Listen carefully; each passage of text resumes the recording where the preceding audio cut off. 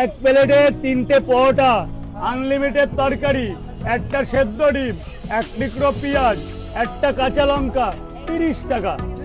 30 টাকা, যাতে হয় না ট্রেনের টিকিটও হবে না। বিদায় বেলায় 2024, আরো একটি নতুন বছর আসছে।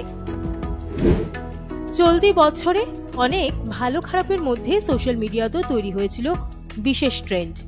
প্রচুর ভাইরাল কন্টেন্ট ফ্লোট করেছিল সোশ্যাল মিডিয়া ব্যবহারকারীদের নিউজ ফিডে।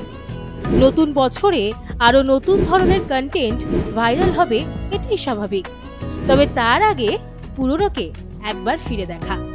2024 সালে যেসব কন্টেন্টগুলি ভাইরাল হয়েছিল তার মধ্যে বেস্ট 5টি কন্টেন্ট দেখে নেব এক নজরে।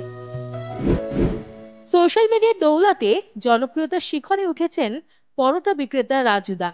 20 টাকায় 3টে পরোটা বিক্রি করে ভাইরাল হয়েছেন তিনি।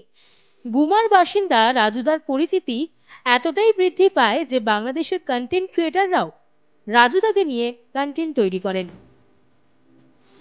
সম্প্রতি কলকাতা মেট্রোতে চুমুকাণ্ড নিয়ে তোলপাড় হয়ে উঠেছিল সোশ্যাল মিডিয়া।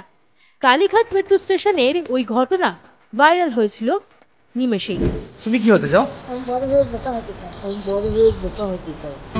অদ্ভুত, বড় হয়ে বোকা হলে তোমাকে তো সবাই ঠকিয়ে যাবে গো। ডাক্তার, ইঞ্জিনিয়ার নয়, বড় হয়ে বোকা হতে চায় 9 থেকে 10 বছরের ছোট্ট ছেলেটি।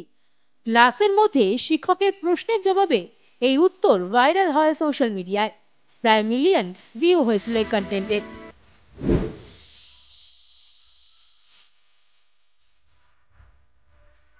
আরজিকর কাণ্ডের ব্যাপক প্রভাব পড়েছিল সোশ্যাল মিডিয়ায়।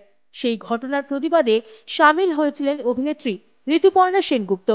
সেই সময় ভাইরাল হয় তার শাক বাঁচানোর ভিডিও। দাবি করা হয় মিউজিক সিস্টেমে শঙ্খধ্বনি বাজিয়ে মুখে শাক দিয়ে অভিনয় করেছিলেন তিনি। 2024 সালে বন্যা পরিস্থিতি তৈরি হয়েছিল রাজ্যের বিভিন্ন জায়গায়। এই অবস্থার জন্য ডিভিসির বিরুদ্ধে আঙুল তুলেন স্বয়ং মুখ্যমন্ত্রী মমতা বন্দ্যোপাধ্যায়। অন্যদিকে নির্বাচনী প্রচারে গিয়ে রচনা বন্দ্যোপাধ্যায় বলেন, কুইন্টাল কুইন্টাল জল ছাড়ছে ডিভিসি। কুইন্টাল কুইন্টাল জল বেরিয়ে আসছে এবং